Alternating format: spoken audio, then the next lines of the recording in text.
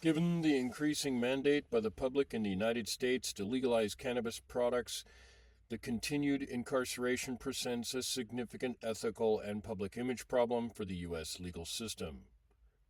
How much would Trump save U.S. taxpayers if he pardons all of the people in U.S. prisons who are only under cannabis charges? The potential savings for U.S. taxpayers if President Donald Trump were to pardon all individuals incarcerated solely for cannabis-related charges could be substantial, given the recognition of the need for criminal justice reform. Currently, thousands of individuals are imprisoned for nonviolent cannabis offenses, which is increasingly viewed as an inefficient use of public resources. Maintaining prisons, providing inmate health care, and facilitating rehabilitation programs incur significant costs. By pardoning these individuals, the government could reduce expenditures associated with their incarceration, which might amount to billions of dollars annually.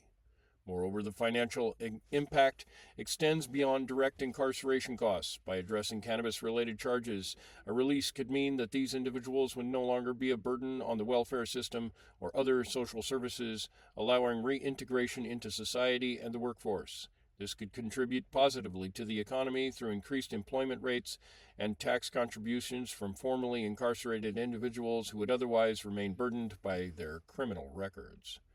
Additionally, a mass pardon might also alleviate some pressure on the legal system, reducing the costs associated with handling ongoing cases related to cannabis offenses, including trials and appeals.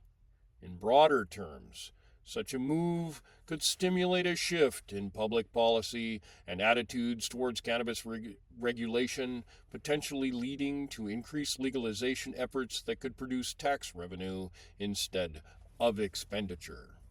While quantifying the exact savings is complex and would depend on numerous factors, the societal and financial implications of pardoning all nonviolent cannabis offenders could represent a significant opportunity for reform, aligning taxpayer dollars with more constructive uses.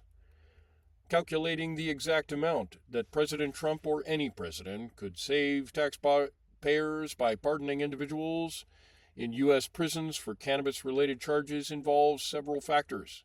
These include 1. Number of incarcerated individuals. As of recent figures, there have been tens of thousands of people incarcerated for cannabis-related offenses. Estimates vary, but the Pew Charitable Trusts and other organizations have suggested figures around 40 to 50,000 individuals. 2.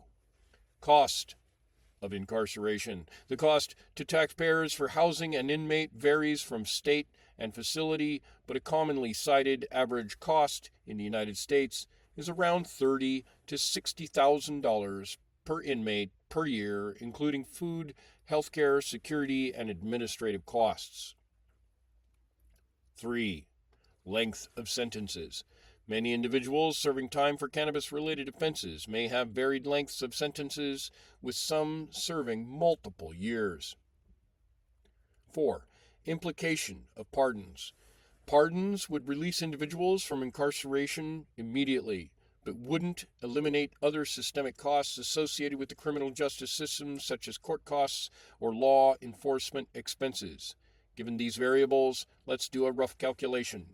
If we assume that there are about 40,000 individuals incarcerated for cannabis offenses, taking an average cost of $50,000 per inmate per year. Calculation. Total amount cost, 40,000 inmates times $50,000 per annum equals $2 billion annually.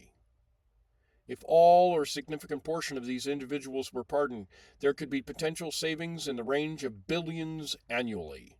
However, this is a simplistic estimate, and actual costs could vary significantly based on numerous factors, including specific legal and prison systems in place, ongoing reforms, and changing cannabis laws at state and federal levels. Furthermore, pardoning individuals may have broader societal implications that extend beyond mere financial calculations. This has been Darren Marchant for the Astroponicist. Thank you for your time.